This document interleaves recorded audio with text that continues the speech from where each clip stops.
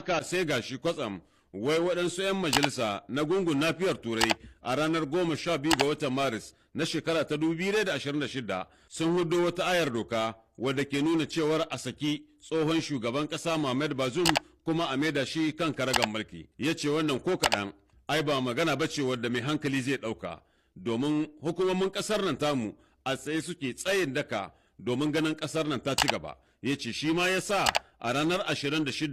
ga watan Disamba na shekara ta 2025 shugaban ƙasa shugaban jamhuriya Janar Darme Abdurrahman Chani ya sa hannu kan wata ayar doka ta shirin kota kwana, domin alamu ne na tabbatar da cewa waɗannan 'yan tada zaune tsaye na neman kawo ma ƙasar nan tamu hari. Saboda haka a tsaye muke tsayin daka, saboda haka a tabbata ƙasar nan tamu yau tana cikin matsayin yaƙi, kuma ba za mu bari ba a karya mutuncinmu ko kuma a taka irin wannan kokowa da muke a ja mata birki ta mai da sau baya cikin tafiyar ƙasar nan tamu. Ya ce tun daga wannan lokacin kamar yadda aka sani da mu da ƙasar Mali da ƙasar Burkina Faso ta hanyar IOS mun zamanto tsintsiya madarminki ɗaya, kuma a tsaye muke tsayin daka domin kare al'ummar ƙasarmu da mutuncin ƙasarmu gabaki ɗaya. Saboda haka ji mai girma gwamnan jiha ina nuna jin daɗi na da murna ta kwarai da gaske game da yadda maga al'ummar da magaran sun tashi tsaye-tsayen daka, maza da mata, yara da manya, birni da karkara domin kare mutuncin ƙasarsu ta kowane fanni.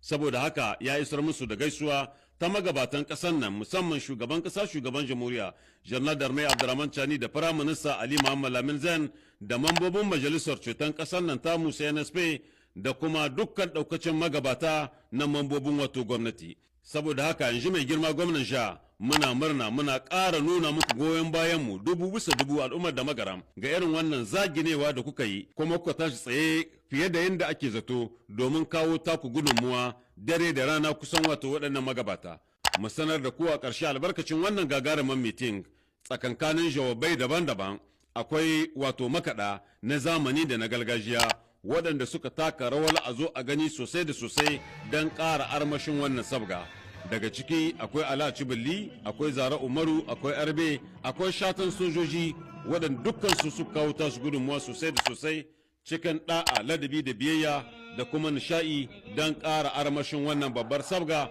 da sunan dukkan ɗaukacin al'ummar wannan jiha.